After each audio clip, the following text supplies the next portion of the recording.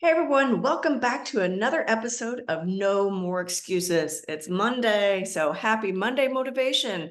This is the podcast. It's all about kicking those excuses to the curb and really investing and taking charge of your business life, but also personally and professionally, especially with what I want to talk about today. Yes, I want to talk about tackling the beast that haunts many entrepreneurs: burnout. Oh, it's the feeling that the tank is empty, but the race is far from over. And, if you've listened to me for a while, I like to say you got to find what keeps you up at night is what gets you up in the morning. But we need to be careful about that because we don't want to be so exhausted that we do burn out. And many of us do. I have over the years. I am your host, Sandi Ballard, the Badass Business Coach. Thank you so much for being here, for listening, for sharing this podcast with others, and investing in you and your success. So let's whip into burnout, and I'll give you some tips. And I'd also like to hear from you on how to overcome or maybe avoid burnout. Let's see. So burnout, it's real. It's the silent epidemic among the majority of business owners. It creeps up on you like a shadow or like a cold. You kind of feel like you wake up and you're not sure, is this a cold coming on, allergies, or burnout? Before you know it, you're exhausted. You're just being a little shit. You're snarky. You just can't, get the enthusiasm, muster up the enthusiasm to grind anymore. You just want to go away, right? That whole, for those of you who are old enough to remember the Calgon takes me away commercial.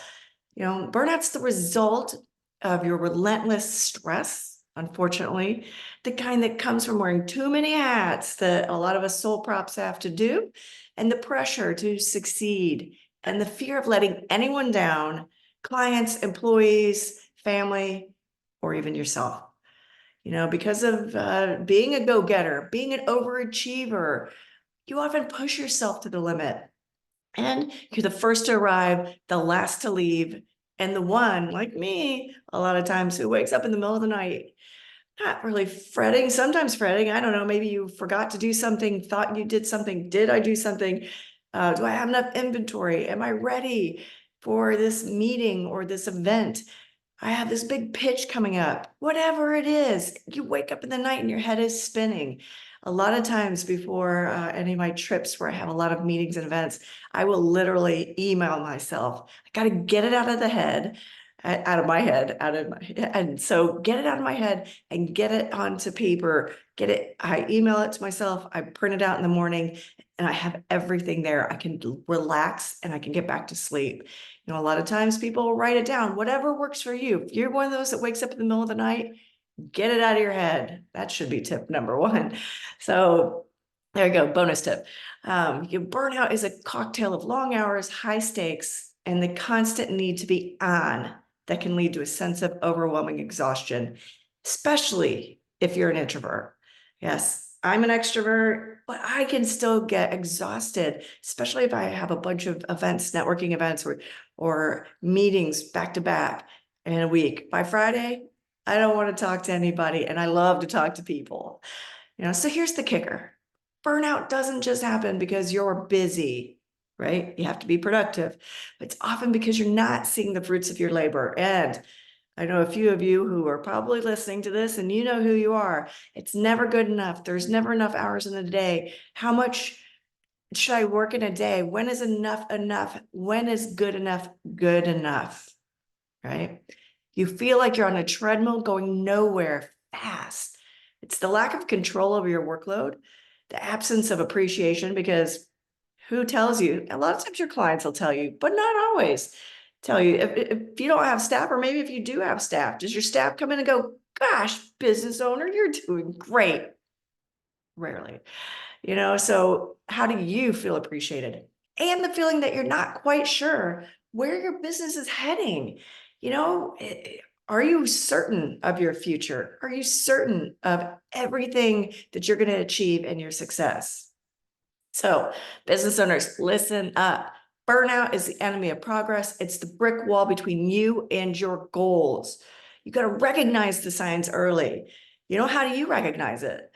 Fatigue, irritability, the lack of satisfaction from achievements. You've got to take action. Yes, you need to take action to avoid burnout. Remember, business is a marathon, not a sprint.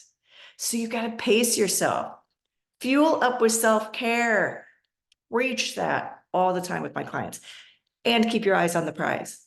Because at the end of the day, the business needs you, but you need you more. I talk about this a lot as well. If you are not operating at 100%, if you've got so much chaos going on in your head and you're burned out, you're stressed, you're overwhelmed, how much are you operating? How much are you showing up and giving to your clients, your customers, your colleagues, your vendors, collaborators, your family, and you? Put yourself number one. It's not selfish. So tip number one, prioritize self-care. Prioritize it like it's your job. I have a client that takes Wednesdays off. It's massage, it's friends, lunch with friends, shopping. You know, yes, maybe appointments and just shit you got to get done. But guess what? It's time for you. And self-care isn't just bubble baths and face masks. It's about getting enough sleep, eating right, setting boundaries, saying no to the non-essentials, saying no or not right now, so you can say yes to your health and sanity. I don't care if it's take a day for golf, go to a movie, just go eat lunch, like I said, with your friends, without your friends. Maybe if you are introverted, you need time for you alone. Depends on what you do for a living. You know, just think about what fuels you, what refuels you. Okay.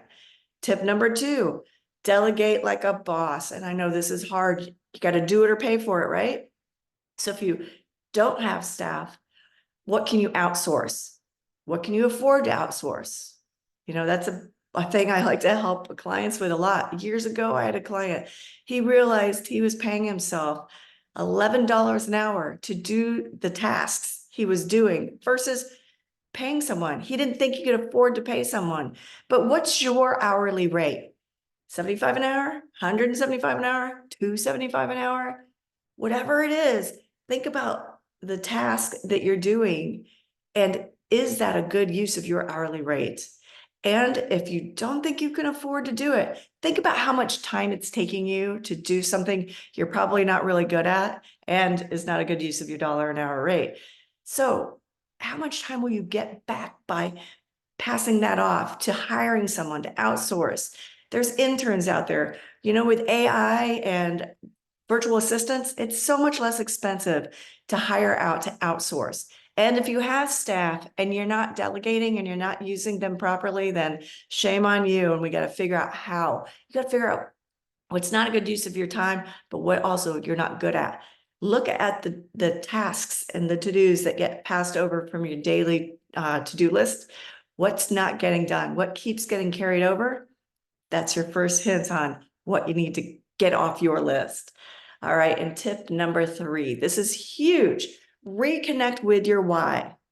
Burnout often creeps up when you lose sight of the passion that got you started. Take a step back and remember why you started on this journey, this adventure. Let that purpose be the fuel that reignites your drive and propels you forward.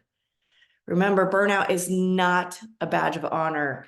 Overwhelm is not a badge of honor. It's a roadblock to your success. So before it crushes you, let's crush it, right? No more excuses, no more burnout, just pure, relentless, badass progress. Again, I'd love to hear from you. How have you overcome burnout or avoided it? What self-care do you do? Or what do you do? You know, what do you do? Maybe you don't think it's self-care, but it's something outside and of your business. What do you do to help you check out a little bit? How often do you take vacations or even long weekends? You know, can you tell that the burnout is coming on? Oh, I'd love to hear from you. Sandi at sandiballard.com, Sandi with 9. Why? Because my mother was a pain in the ass. So I look forward to hearing from you. Watch my social media all week for more in-depth stories about clients, how they've overcome it, how I've helped them overcome it, and keep pushing, keep thriving. And until next time, stay badass. Cheers.